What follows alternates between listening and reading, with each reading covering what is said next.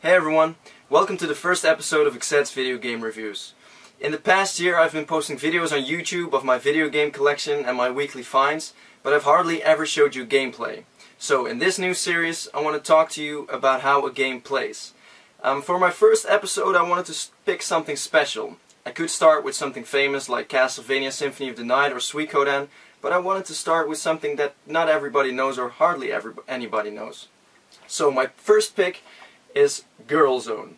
Girl Zone is a PlayStation 2 game by the infamous publisher Phoenix, and Phoenix is well known for their really low budget gaming.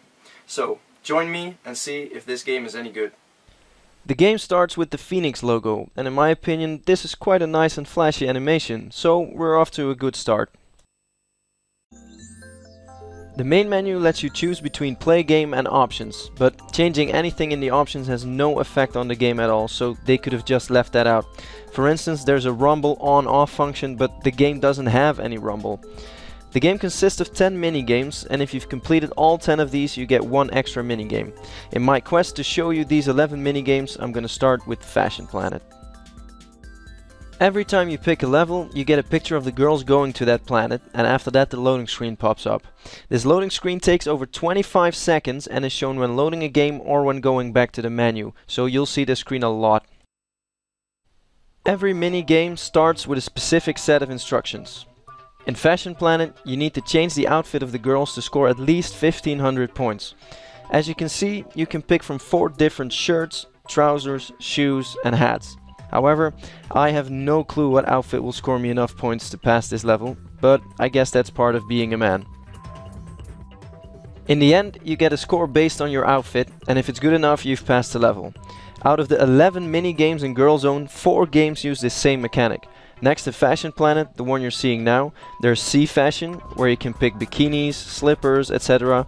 And this one took me over 15 minutes to complete because I had no clue at all what was the right combination. After Sea Fashion, there's Beach Decoration. Here you get to pick a table, a parasol, a bed and a drink. Last but definitely not least is Flower Planet, where you get to arrange a vase with 8 different kinds of flowers. So let's dive a little deeper into the world of Phoenix Games. Phoenix Games was located in the UK and in the Netherlands, and here in the Netherlands it was located in Nuenen, which is only 20 minutes away from where I live. The company went bankrupt in 2010, and before that they published over 90 games for the PS1, PS2, DS, Wii and PC. The problem is, we're not exactly sure how many games got published, because there are games on their old site that they said were out there, but no one has ever seen them in real life. The special thing about Phoenix was they put their games in the store for $6.99 to $12.99, which was really cheap, and they were allowed to do that because the development run for a game was only 3 to 5 months, and that is really short compared to an 18-month normal run for a PlayStation 2 game. I tried to get in contact with old Phoenix members because I have some questions for them. So, we're 4 games down, and next up is Kite. At least it's called Kite in the level selection screen, but in the actual level it's called Balloons Contest. And yes, Balloons Contest with an extra S. The goal is to catch 10 balloons of the same color in 120 seconds, and this means 1 balloon every 10 seconds. Even with the horribly slow controls, this is still not a challenge. What you see here is Wild Planet, the side-scrolling platformer. The goal is to dodge enemies and to pick up treasure to rack up 800 points. Well, actually it's 810 points, because with 800 points the game will not let you pass. Even though the controls are horrible and the jumping mechanics look ridiculous, the worst part of this minigame is the epilepsy-inducing visual effect you get every time you picked up a treasure. Spaceship is a cleanup simulator where you have to exchange items between the bathroom and the living room. I'm not sure what good a bath would be in a zero-gravity environment, but it definitely needs some cleaning. You can't just pick up 2 random items, you have to pick the exact item that corresponds with the location in the other room.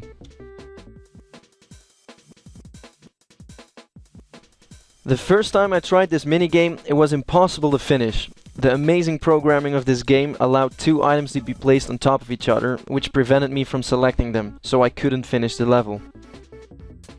This one is another click and pick game called Last Minute Cleaning.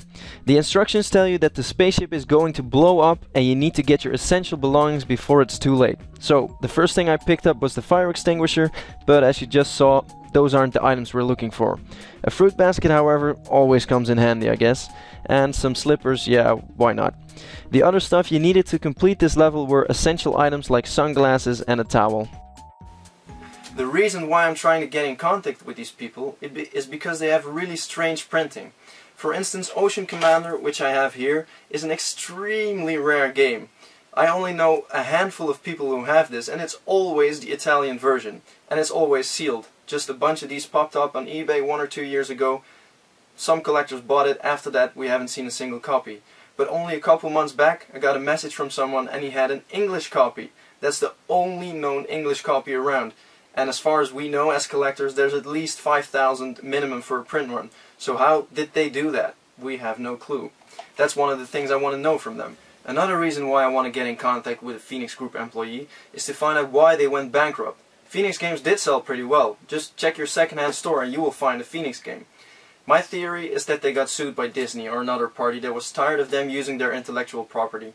Examples of those are Mulan, Mighty Mulan, yeah, that's just a rip-off of Mulan, and Dalmatians 3, which is clearly just a copy of 101 Dalmatians. Phoenix did have some intellectual property of their own. I have some examples here of the games that Phoenix developed and published themselves. First up, there's Winky the Little Bear, and this uses a format that is often seen in Phoenix games. It has a coloring game, a jigsaw puzzle, and a cartoon. And for the cartoon, we have the infamous Animal Football, which is also known as Animal World Soccer. Check that out on YouTube and be prepared to get your brain melted, because it's horrible. Two other games which are unique are Sim Chemist, or Chemist Tycoon it says on the front, but if you check the disc it says Sim Chemist, so they even messed that up. And Que Pasa El Nang, which I bought in Spain and is some localized comedian game. So they do have their own properties, but the quality of those is very low as well, and I ain't gonna play those to show you. So, let's get back to the last round of action with diving. Like most gamers, I normally hate underwater levels, but this one really takes the cake when it comes to being mind-meltingly boring. To get the 500 points you need to complete this level, you need to pick up 50 items, and every time you pick up an item it gives the same epilepsy-inducing visual that we've seen before in Wild Planet. Playing this game really makes you want to drown yourself. Wild Mysteries is a hide-and-seek game, and here you need to find all the missing animals. Why find all these animals, you wonder? Well, these fun-loving girls want to kidnap them to their home planet.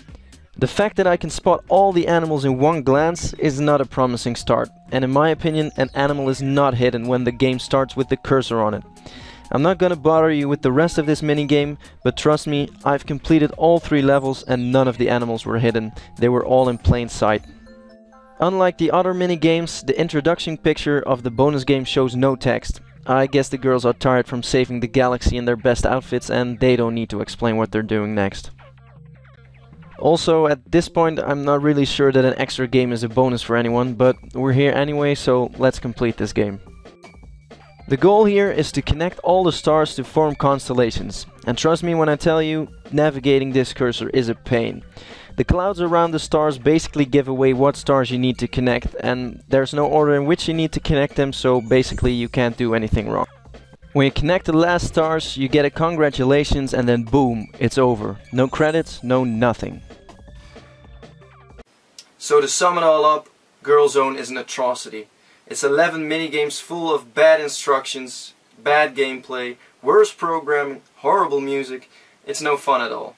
There are plenty kids games out there which are still fun even for adults, but Girl Zone is not one of them. So thank you for watching my first episode. Please feel free to leave feedback and be sure to check out my other videos. See you next time.